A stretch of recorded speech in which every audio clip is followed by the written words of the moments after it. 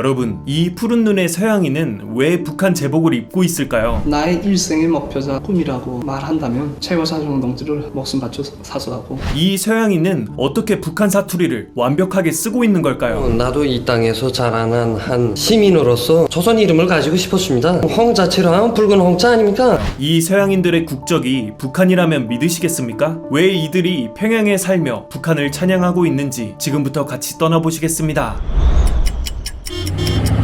이야기는 1962년 여름으로 거슬러 올라갑니다. 미국 버지니아 출신의 한 주한미국 병사, 이름은 제임스 조지프 드레스노, 계급은 일병, 나이는 고작 21살이었습니다. 가난한 고아로 자랐고 군 생활은 엉망이었어요. 휴가 서류를 위조했다가 걸려 처벌을 앞두고 있었죠. 그리고 다음날 정오, 모두가 점심을 먹으러 간 그 시각, 그는 믿을 수 없는 선택을 합니다. 비무장지대의 지뢰밭을 백주 대낮에 혼자 걸어서 넘어가 버린 겁니다. 지뢰밭을 뚫고 하염없이 북쪽으로 향했죠. 그렇게 한 미국인이 북한 땅을 밟았습니다. 그는 곧바로 북한군에게 붙잡혀 열차에 실려 평양으로 향했죠. 이때까지만 해도 그는 몰랐습니다. 이 선택이 앞으로 가져올 후폭풍을.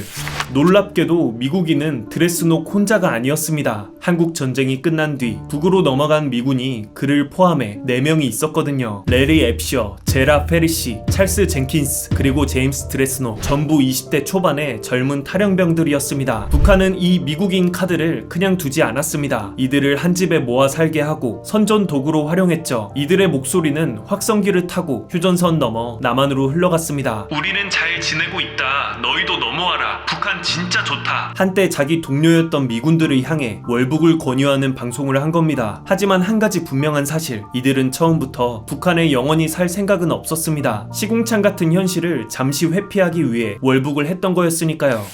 1966년 4명의 미국인은 탈출을 시도합니다. 목적지는 평양 주재 소련 대사관. 적어도 소련을 거치면 어떻게든 북한을 벗어날 수 있을 거라 믿었죠. 하지만 결과는 처참했습니다. 소련 대사관은 이들을 받아주기는커녕 곧바로 북한 당국에 그대로 넘겨버립니다. 도망갈 곳은 어디에도 없었습니다. 이 순간 드레스녹은 깨닫습니다. 북한에서 나갈 수 있는 방법은 없다. 그리고 그는 마음을 고쳐먹습니다. 북한에 완전히 정착하기로요. 여기서부터 이 미국인의 인생은 전혀 다른 방향으로 흘러가기 시작합니다.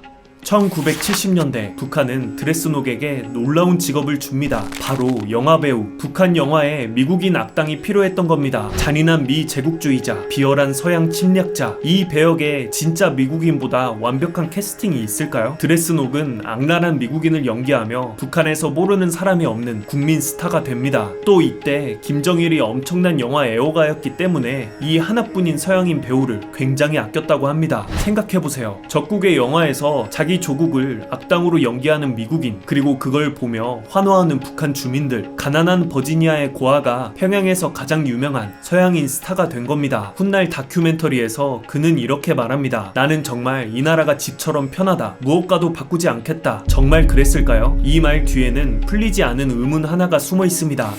드레스녹에게는 가정이 생깁니다. 상대는 루마니아 출신의 한 여성, 도이나 분베아. 그런데 여기서 미스테리가 시작됩니다. 유럽 여성이 대체 어쩌다 1970년대 평양 한복판에 와 있었을까요? 사실 이 여성은 속아서 평양으로 끌려온 납치 피해자였습니다. 실제로 당시 북한은 남한 영화감독 신상욱, 배우 최은희를 납치하고 일본인들까지 데려간 사건이 많은 시기였습니다. 푸른 눈의 외국인을 납치해 평양에 수집하던 시대, 도이나 역시 그 인물 중 한 명이었죠. 도이나는 1997년 암으로 세상을 떠납니다. 하지만 그녀는 이 이야기에 결정적인 흔적을 남깁니다. 바로 2 아들이었습니다.